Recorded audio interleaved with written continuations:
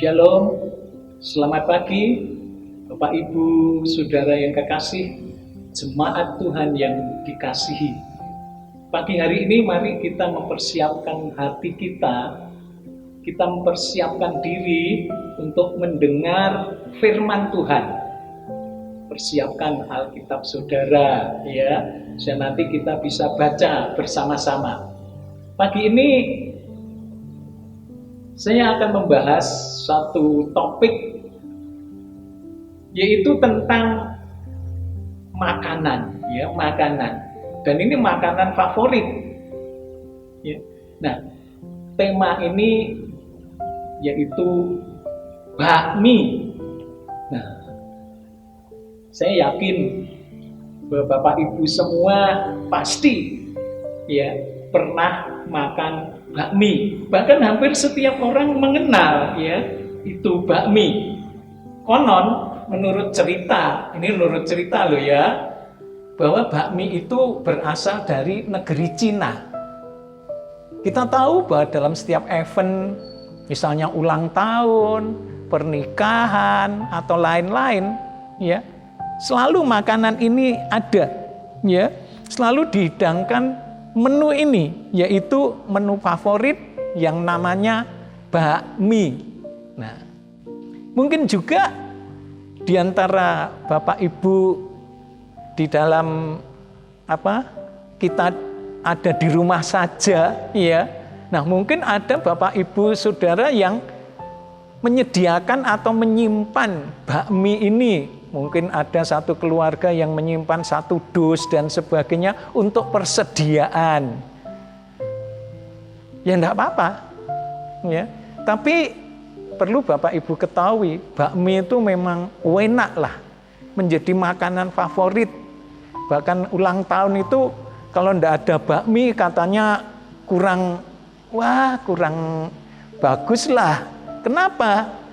Karena katanya bakmi itu karena panjang, nah itu melambangkan umurnya panjang. Yaitu menurut kepercayaan saja. Tapi perlu Bapak Ibu ketahui dan perlu Bapak Ibu waspadai, ada bakmi ya yang kita perlu hati-hati. Apa itu? Mari kita akan membahas satu persatu tentang bakmi ini. Yang pertama adalah B. B itu adalah bosan. Nah, apa itu arti bosan? Bosan itu artinya jemu. Bosan itu artinya jenuh. Ya, bosan itu tidak suka lagi karena terlalu sering atau terlalu banyak. Jadi orang yang bosan itu bisa disebabkan karena mungkin terlalu sering atau terlalu banyak sehingga tidak suka lagi. Dalam Alkitab ada satu bangsa yang pernah merasa bosan. Mari kita baca nats kita di dalam Bilangan pasal yang ke-11 ayat 5 sampai ayat yang ke-6. Bilangan pasal 11 ayat 5 sampai ayat yang ke-6. Mari kita buka Alkitab kita akan baca bersama-sama. Ya, sudah menemukan? Mari kita akan baca bersama-sama di dalam Bilangan 11 ayat 5 sampai 6. 1, 2, 3. Kita teringat kepada ikan yang kita makan di Mesir dengan tidak bayar apa-apa, kepada mentimun dan semangka, bawang prei, bawang merah, dan bawang putih. Tetapi sekarang kita kurus kering. Tidak ada sesuatu apapun kecuali mana ini saja yang kita lihat. Nah, dari penggalan ini, ayat-ayat ini, kita dapat mengerti bagaimana orang-orang Israel yang sudah keluar dari negeri Mesir, mereka merasa bosan karena mereka tiap hari makan mana. Sehingga mereka teringat waktu ada di Mesir, mereka makan ikan, ya. Nah, dengan tidak bayar apa-apa, makan bawang prai, semangka, mentimun, bawang merah, bawang putih. Lalu mereka mengatakan, ya, kita ini kurus kering. Tidak ada sesuatu apapun kecuali mana ini saja yang kita lihat. Ini menunjukkan dari kata-kata ini bahwa bangsa Israel itu bosan terhadap mana, ya, terhadap mana. Coba kita melihat ayat yang lain. Di dalam Bilangan pasal 21 ayat 5 dan ayat 6. Bilangan 21 ayat 5 dan ayat 6 mengatakan demikian. Lalu mereka berkata-kata melawan Allah dan Musa. Mengapa kamu memimpin kami keluar dari Mesir, supaya kami mati di padang gurun ini? Sebab di sini tidak ada roti dan tidak ada air, dan akan makanan hambar ini kami telah muak. Lalu Tuhan menyuruh ular-ular tedung ke antara bangsa itu yang memagut mereka, sehingga banyak dari orang Israel yang mati. Bapak, Ibu, Saudara yang kekasih, inilah persungutan daripada bangsa Israel setelah mereka dibawa keluar dari negeri perhambaan Mesir. Ya, mereka sudah dibawa keluar. Tuhan memelihara hidup mereka dengan diberi makan roti yang turun dari surga, yaitu mana, di mana rasanya manis, ya, seperti penganan. Tapi mereka mengatakan tiap hari makan makanan hambar, muak. Nah, muak ini berarti menunjukkan suatu kebosanan, kejemuan. Dan mereka berani berkata ini kepada Tuhan dan Musa pada saat mereka ada di daerah Hor, di mana Harun mati. Ya, Harun mati di Gunung Hor. Nah, setelah itu mereka mulai bersungut-sungut, seakan-akan menunjuk bahwa Allah tidak berkuasa, Musa sebagai pemimpin tidak bertanggung jawab. Persungutan mereka ini mengatakan, ya, sebab di sini tidak ada roti, tidak ada air, dan akan makanan hambar ini kami telah muak. Jadi mereka itu ingin seperti makanan yang ada di Mesir. Ya, Bapak, Ibu, Saudara, cobalah kita renungkan sebentar. Mereka muak terhadap mana, roti yang turun dari surga. Ini adalah gambaran daripada firman Tuhan. Ya, umat Israel bosan akan mana, itu berarti bosan akan firman Tuhan. Bahkan mulai meremehkannya. Makanan yang hambar ini kami muak. Itu berarti meremehkan akan anugerah dan pemeliharaan Tuhan. Apa akibatnya? Akhirnya orang-orang yang bersungut-sungut ini dipagut ular. Dan banyak di antara mereka yang mati. Baru mereka menyadari, datang lagi kepada Musa supaya didoakan, kami telah berdosa kepada Allah. Akhirnya Musa berdoa kepada Tuhan, Tuhan berfirman, buatlah ular tembaga, ya. Lalu pasanglah, siapa yang dipagut ular memandang kepada ular tembaga itu tidak akan mati. Bapak, Ibu, Saudara yang kekasih, kalau kita melihat, ya, tentang kebosanan, setiap orang pasti pernah bosan, ya. Tetapi ingat, kalau bosan terhadap firman Tuhan, itu adalah satu hal yang sangat bahaya. Kenapa? Karena bosan terhadap firman Tuhan itu menunjukkan bahwa orang itu sedang sakit rohani. Sekali lagi, sakit rohani. Bahkan ada ikatan-ikatan duniawi. Jadi kalau seorang sudah mulai terikat dengan perkara-perkara duniawi, biasanya mereka mulai bosan terhadap firman Tuhan, ya. Mari kita membaca dalam Amsal pasal 3 ayat yang ke-11. Amsal 3 ayat yang ke-11. Berbunyi demikian.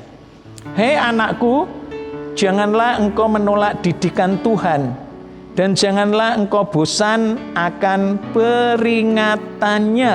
Nah, ini adalah satu nasihat yang indah sekali agar supaya apa?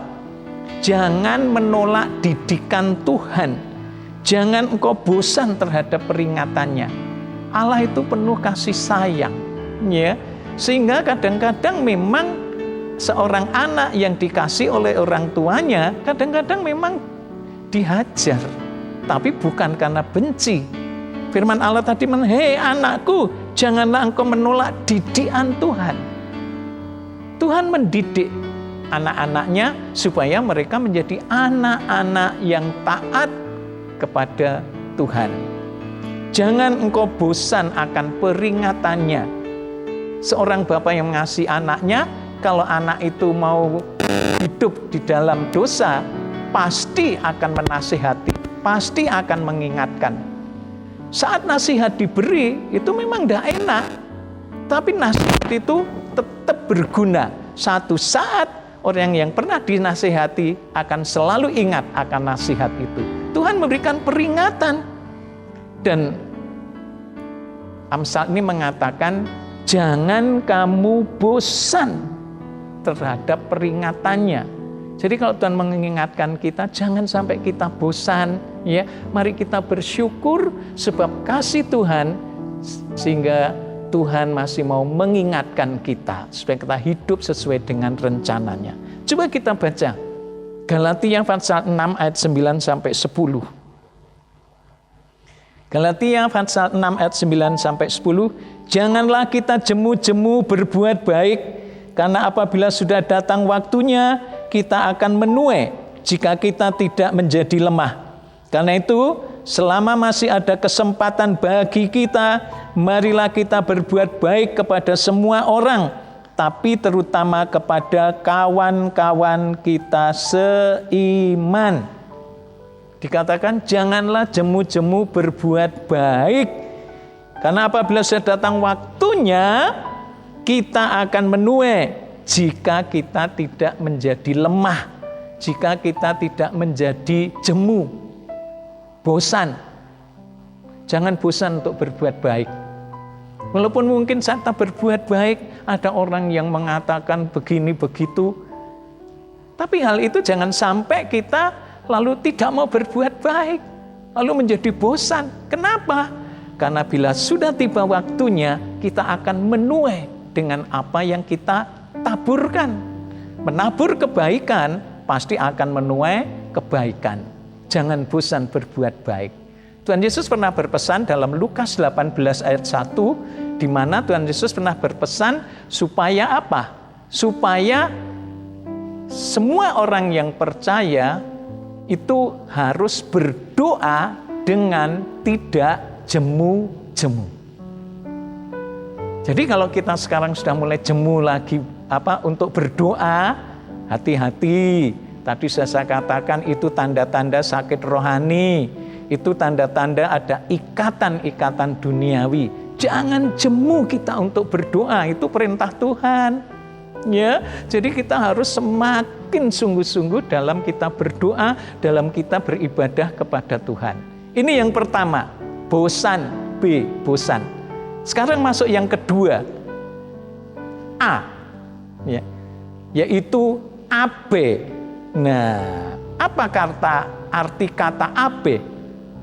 AB itu arti kata AB itu adalah sembrono, laleh, alpa, tidak dipedulikan. Ya. Nah, AB.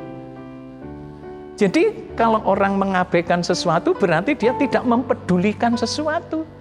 Dia melupakan sesuatu. Coba kita membaca di dalam Matius 23 ayat 23. Matius 23 ayat 23 berbunyi demikian. Celakalah kamu, hai ahli-ahli Taurat dan orang-orang Farisi, Hei kamu orang-orang munafik, sebab persepuluhan dari selasih, adas manis, dan jintan kamu bayar, tetapi yang terpenting dalam hukum Taurat kamu abaikan, yaitu keadilan dan belas kasihan dan kesetiaan. Yang satu harus dilakukan dan yang lain jangan diabaikan. Inilah teguran daripada Tuhan Yesus kepada ahli-ahli Taurat, ya, orang-orang Farisi. Bahkan lebih tegas lagi dikatakan orang munafik. Orang yang berpura-pura kelihatannya sih melakukan firman Tuhan, tapi hanya untuk mencari pujian. Berdoa di pinggir-pinggir jalan supaya dilihat orang. Inilah orang-orang Farisi, ahli-ahli Taurat, makanya ditegur oleh Tuhan Yesus. Dan Yesus mengatakan, ya, orang-orang munafik sebab persepuluhan dari selasih, adas manis, jintan kamu bayar, tetapi yang penting dalam hukum Taurat kamu abaikan, kamu lalaikan, tidak kamu pedulikan, yaitu keadilan, belas kasihan, dan kesetiaan. Yang satu harus dilakukan, yang lain jangan diabaikan. Jadi semua harus dilakukan. Jangan berpuasa sudah mengembalikan persepuluhan, tapi tidak melakukan firman Tuhan yang lain. Masalah keadilan, masalah belas kasihan, kesetiaan dilupakan. Ini yang dilakukan oleh orang-orang Farisi, ahli-ahli Taurat. Makanya dikatakan munafik. Bahkan Tuhan Yesus mengingatkan akan kata-kata Nabi Yesaya terhadap orang-orang Farisi ini. Dikatakan, bangsa ini memuliakan aku dengan bibirnya, padahal hatinya jauh daripadaku. Nah, percuma mereka beribadah kepadaku. Nah, jadi percuma mereka beribadah kepadaku. Nah, kenapa? Karena hatinya itu jauh daripada Tuhan, bibirnya memuji Tuhan, ya. Nah, percuma mereka beribadah kepadaku. Sedangkan ajaran yang diajarkan ialah ajaran manusia, bukan ajaran dari Tuhan, bukan ajaran dari firman Tuhan. Inilah orang-orang Farisi, ahli Taurat. Mereka mengerti firman Tuhan, tapi bukan firman yang diajarkan, tapi ajaran dari manusia. Makanya dikatakan munafik. Ya. Mengabaikan firman Tuhan, mengabaikan kebenaran. Mari kita membaca dalam Markus 7 ayat yang ke-8. Markus pasal 7 ayat 8, perintah Allah kamu abaikan untuk berpegang pada adat istiadat manusia. Nah, jadi kadang-kadang banyak orang-orang sudah percaya Tuhan Yesus, tapi justru meremehkan tentang perintah Tuhan dan lebih cenderung untuk melakukan adat istiadat yang tidak sesuai dengan firman Tuhan. Jadi adat istiadat yang tidak sesuai dengan firman Tuhan. Perintah Allah diabaikan, tapi adat istiadat justru dijunjung tinggi. Mari kita renungkan hal ini Bapak Ibu Saudara, ya. Perintah Allah itu adalah firman Tuhan. Dan firman Tuhan itu ya dan amin. Jangan sampai firman Tuhan itu lebih rendah daripada adat istiadat. Firman Tuhan itu jauh lebih tinggi. Kenapa? Yang berfirman itu Tuhan. Nah, coba kita membaca Amsal 8 ayat 33. Amsal 8:33. Dengarkanlah didikan, maka kamu menjadi bijak. Janganlah mengabaikannya. Dengarkanlah didikan, maka kamu akan menjadi bijak. Jangan kamu mengabaikannya. Orang yang mengabaikan didikan, orang yang mengabaikan nasihat tersesat. Sekali lagi saya katakan, orang yang mengabaikan didikan, yang mengabaikan atau tidak mempedulikan didikan, tersesat. Kenapa? Karena tidak mau belajar hal yang benar. Itu sebabnya kalau orang mengabaikan, menganggap remeh didikan, nasihat yang sesuai dengan firman Tuhan, meremehkan, ia akan tersesat hidupnya, tersesat jalannya. Ini adalah orang-orang yang mengabaikan.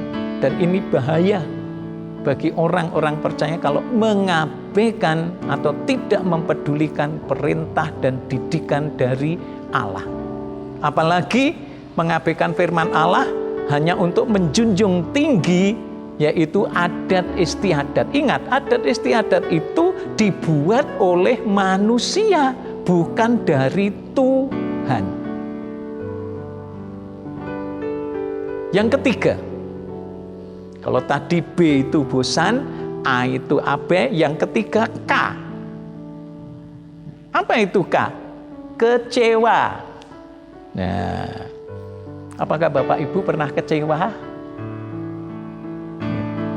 Anak-anak muda mungkin pernah kecewa, ya, karena cintanya ditolak. Ya, anak-anak muda mungkin kecewa, ya, karena ada hal-hal yang lain. Nah, apa itu arti kecewa? Kecewa itu artinya putus asa. Kecewa itu artinya tidak puas karena tidak terkabul keinginannya. Itu arti kecewa. Tidak puas karena tidak terkabul keinginannya. Nah, ini bagi orang yang percaya, kalau kita kecewa karena kebenaran firman Allah, ya, hati-hati.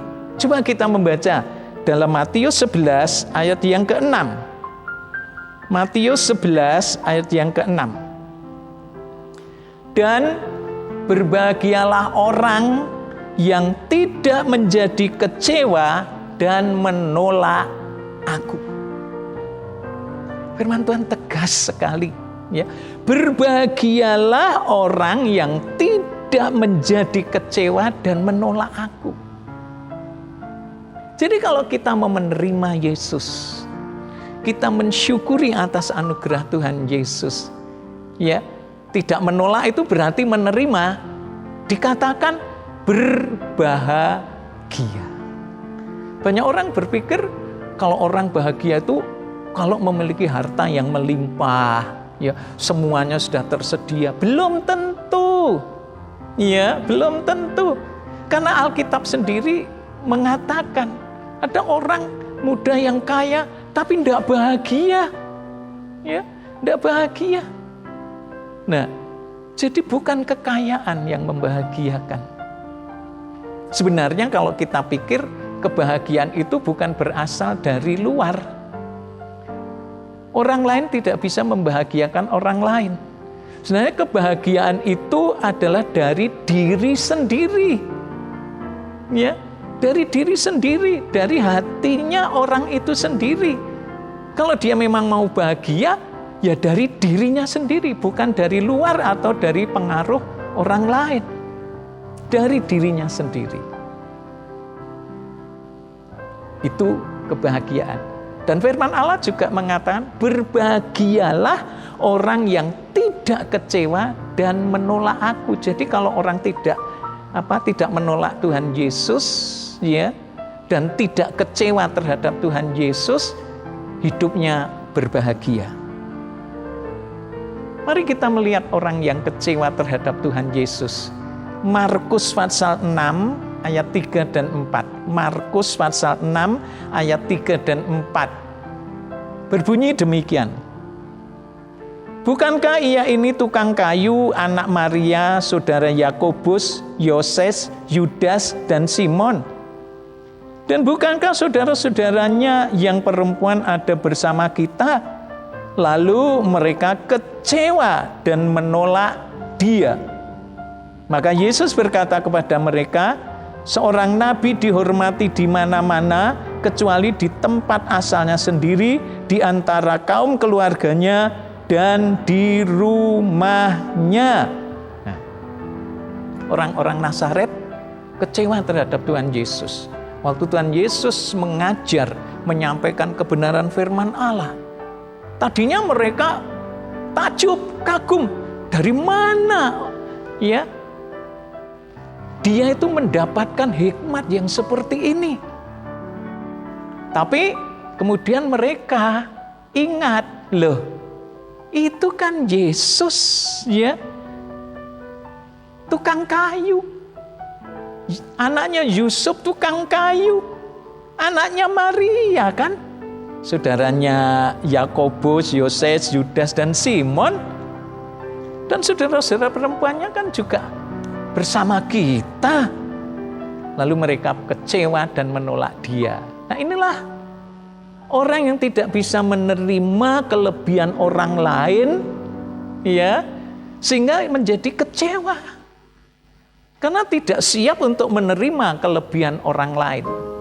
Orang yang kecewa adalah orang yang tidak bisa menerima kelebihan orang lain. Tidak menerima keberhasilan orang lain. Dan orang yang kecewa biasanya orang yang egois, mudah kecewa. Ya, nah, mengapa kecewa? Karena selalu berharap lebih kepada manusia. Sekali lagi, mengapa orang kecewa? Karena selalu berharap lebih kepada manusia. Nah, janganlah kita salahkan orang lain ketika menjadi kecewa. Tapi seharusnya salahkan diri sendiri. Ya, kenapa? Karena terlalu berharap sesuatu yang belum pasti. Nah, kalau kita berharap sesuatu yang belum pasti, kemudian hal itu tidak terjadi, kita jadi kecewa. Lalu menyalahkan orang lain. Seharusnya menyalahkan diri sendiri. Kenapa? Karena kita terlalu berharap hal yang lebih terhadap orang lain yang belum pasti. Itu asal muasal dari kecewa. Nah, kita bisa aja kecewa, ya. Siapapun bisa kecewa dengan apa yang terjadi. Namun saya ingatkan Bapak Ibu Saudara, jangan sampai karena kekecewaan, ya, jangan sampai kehilangan untuk masa depan yang lebih baik. Karena banyak orang kecewa, lalu lupa akan masa depannya. Ya tinggal dalam kekecewaan, tidak mau bangkit untuk melupakan kecewaan. Untuk apa? Untuk maju, berhasil. Ini masalah kecewa, saudara. Yang keempat sekarang, M, yaitu malas. Ya, malas. Saya beritahu, Alkitab menyatakan bahwa Tuhan itu membenci kemalasan. Tuhan sangat benci dengan kemalasan. Karena itu jangan suka bermalas-malas loh saudara-saudara, ya. Apalagi malas beribadah, malas berdoa, ya. Hati-hati. Nah, apa sih arti malas? Malas itu artinya lamban, culas, tidak mau bekerja atau tidak mau mengerjakan sesuatu. Itu artinya malas, tidak mau mengerjakan sesuatu. Ayo kita baca Amsal 18 ayat 9. Amsal 18 ayat 9 mengatakan demikian, orang yang bermalas-malas dalam pekerjaannya sudah menjadi saudara dari perusak. Orang yang bermalas-malas dalam pekerjaannya sudah menjadi saudara dari si perusak. Jadi orang yang malas itu saudaranya perusak. Jadi si pemalas itu artinya juga sama dengan perusak, merusakkan segala sesuatu. Ya, kenapa? Bermalas-malasan. Coba kita lihat lebih lagi petunjuk tentang orang malas dalam Amsal 26 ayat 13 sampai 16. Amsal 26 ayat 13 sampai 16. Berkatalah si pemalas, ada singa di jalan, ada singa di lorong. Seperti pintu berputar pada engselnya, demikianlah si pemalas di tempat tidurnya. Si pemalas mencelupkan tangannya ke dalam pinggan, tetapi ia terlalu lelah untuk mengembalikannya ke mulutnya. Si pemalas menganggap dirinya lebih bijak daripada 7 orang yang menjawab dengan bijaksana. Bapak, Ibu, Saudara, si pemalas itu selalu kaya dengan dalih, dengan alasan-alasan. Ya, kalau misalnya dia disuruh kerja, ada saja alasannya. Apa saja alasannya? Berkata si pemalas, ada singa di jalan, ada singa di lorong, padahal tidak ada. Itu hanya dalih, alasan. Bahkan si pemalas itu seperti pintu engsel, ya, pintu yang berputar pada engselnya. Kalau pintu dibuka, ya, nah, ia ke sana kemari, ya, berputar pada engsel. Demikian si pemalas di tempat tidurnya. Jadi dia balik ke kanan, balik ke kiri, muter aja di tempat tidur. Orang lain sudah bekerja, dia hanya berputar aja di tempat tidur. Itulah si pemalas, ya. Bahkan untuk makan pun sudah mencelupkan roti, ya, nah, di tangannya ke pinggan, tapi untuk masukkan ke mulut aja tidak dilakukannya. Kenapa? Ini gambaran si pemalas. Bahkan si pemalas itu menganggap dirinya hebat daripada orang bijak, ya, yang bisa menjawab dengan bijaksana setiap persoalan. Orang malas itu malah menganggap dirinya lebih bijak, lebih pandai. Itulah orang malas. Coba kita renungkan, apakah kita jadi pemalas, merasa hebat dari orang lain, tapi tidak mau mengerjakan apa-apa? Hati-hati, itu sangat dibenci oleh Tuhan. Matius 25 ayat 26 mengatakan demikian. Matius 25 ayat 26. Maka jawab tuannya, hei kamu hamba yang jahat dan malas, jadi kamu sudah tahu bahwa aku menuai di tempat di mana aku tidak menabur dan memungut di tempat di mana aku tidak menanam. Ini adalah pertanyaan dari Tuhan yang memberikan kepercayaan kepada hambanya, yaitu dengan 5 talenta, 2 talenta, dan 1 talenta. 2 hambanya melakukan tugas dengan baik, dapat 1 keuntungan, 5 talenta, keuntungan 2 talenta. Sedangkan yang diberi kepercayaan 1 talenta sesuai dengan kemampuannya itu tidak mengerjakan apa-apa. Waktu diminta pertanggungjawaban, malah mengata-ngatai si tuan yang punya uang atau yang mempercayakan talenta itu, mengatakan, ya, nah, dikatakan, oh, tuan ini tuan yang jahat, ya, memungut di tempat di mana tidak menanam. Lalu dibalik pertanyaan itu kepada orang malas ini, ya, hei kamu hamba yang jahat dan malas, jahat dan malas. Jadi kamu sudah tahu kalau aku menuai di tempat di mana aku tidak menabur atau memungut di tempat di mana aku tidak menanam. Benar, kamu sudah tahu aku melakukan itu. Dan orang ini tidak bisa jawab, karena itu hanya sebagai alasan untuk kemalasannya. Enggak, apa yang terjadi? Ia mendapat hukuman, ya, ia mendapat hukuman.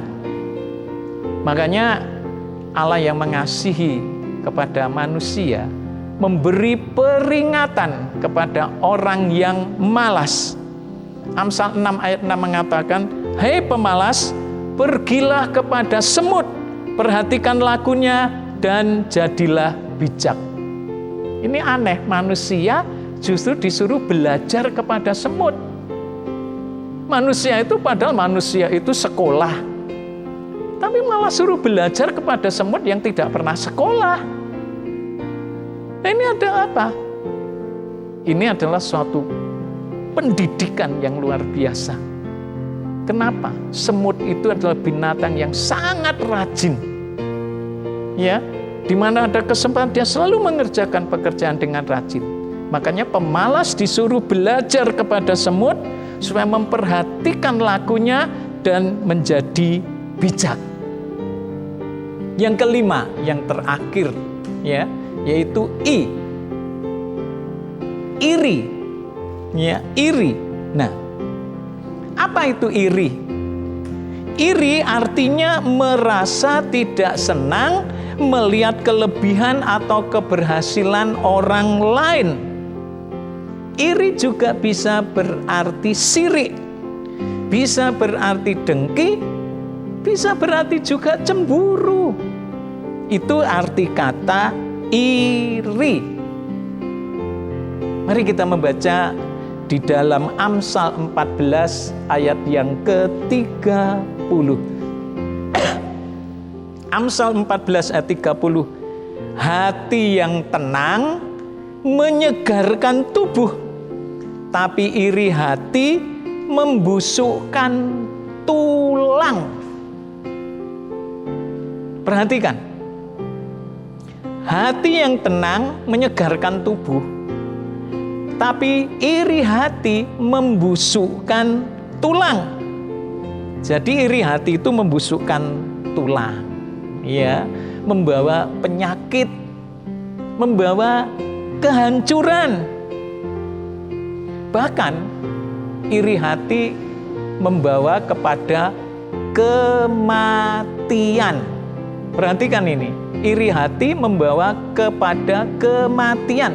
Coba kita baca Ayub pasal 5 ayat 2. Ayub 5 ayat 2, sesungguhnya orang bodoh dibunuh oleh sakit hati, dan orang bebal dimatikan oleh iri hati. Jadi iri hati itu mematikan. Dan itu saudara-saudara, kalau saudara masih menyimpan iri hati, dengki, hilangkan. Kenapa? Itu mematikan. Coba kita baca Yakobus 3 ayat 14 sampai 16. Yakobus 3 ayat 14 sampai 16.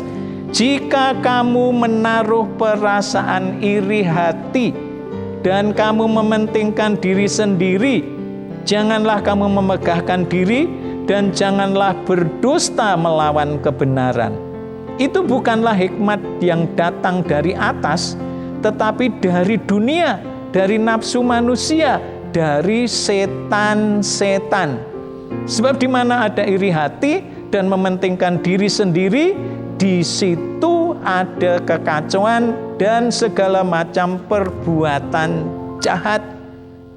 Hati-hati saudara, jikalau kamu menaruh perasaan iri hati, kamu meninggikan diri sendiri, jangan sombong, jangan memegahkan diri, jangan berdusta melawan kebenaran. Kenapa? Itu bukan hikmat yang dari surga, dari atas. Karena itu adalah dari dunia, dari nafsu manusia, dan dari setan-setan. Jadi iri hati itu adalah nafsu manusia dan bukan dari Tuhan, tapi dari setan-setan. Ya, itu hati-hati. Kalau saudara masih menaruh iri hati, dendam, dengki, ya hati-hati, bukan dari Tuhan, tapi dari nafsu manusia, bahkan dikatakan dari setan-setan. Dan di mana ada iri hati, di situ ada kekacauan. Inilah hal-hal yang perlu diwaspadai saat-saat ini, saudara-saudara. Saudara boleh makan bakmi sepuasnya, bahkan menjadi makanan favorit. Tapi bakmi yang ini, yaitu bosan, abai, kecewa, malas, dan iri hati, jangan sampai ada pada kita. Dan jangan sampai kita ini menyukai akan bakmi yang dilarang oleh firman Tuhan ini. Tuhan memberkati, kiranya saudara tetap setia dan tekun pada Tuhan. Buanglah bakmi yang tidak diperkenan Tuhan. Bosan, abe, kecewa, malas, dan iri hati. Puji Tuhan, Tuhan memberkati. Amin.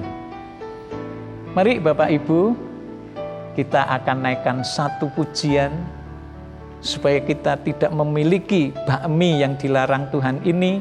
Kita patut selalu menaikkan syukur kepada Tuhan.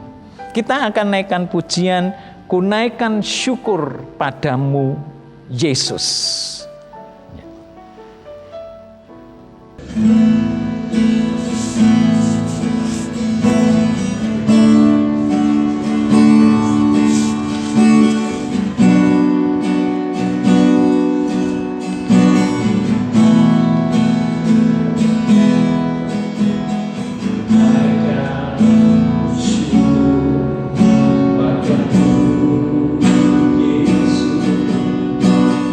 Sebab suci dan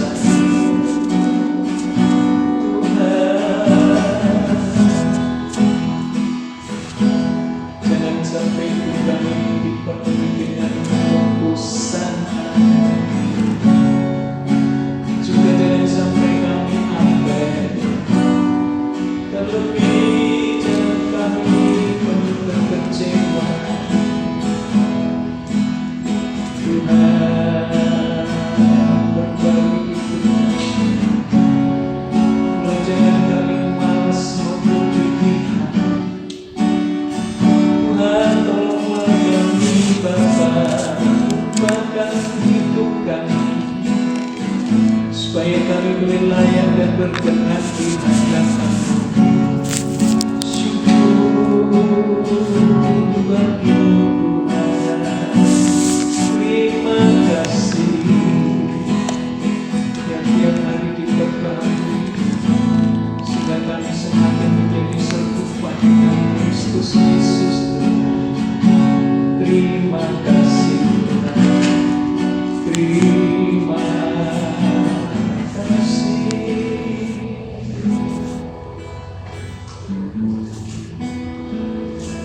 Ya Tuhan, kami bersyukur atas kasih karunia-Mu hari ini.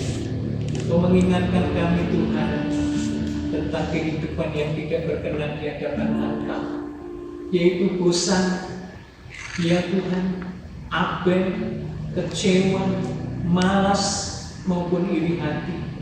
Bapa, kuduskan kami, ampuni dosa-dosa kami, supaya kami hidup berkenan di hadapan Tuhan dengan melakukan perintah-Mu. Ajar kami memiliki perhatian kepada yang lain, supaya hati kami dipenuhi dengan kasih-Mu, bukan kebencian iri hati. Terima kasih atas anugerah-Mu, biar berkat-Mu menyertai pada seluruh jemaat-Mu untuk hidup layak dan berkenan di hadapan Tuhan. Terima kasih atas firman-Mu, dalam nama Tuhan Yesus Kristus sungguh kami mengucap syukur. Haleluya. Dan sekarang saudara-saudara yang kekasih, terimalah berkat dari Allah Bapa, kita kasih dari Sang Putra yaitu Tuhan Yesus Kristus, persekutuan di dalam Roh Kudus menyertai saudara-saudara semua hari ini dan sampai selamanya, di dalam nama Tuhan Yesus Kristus. Haleluya.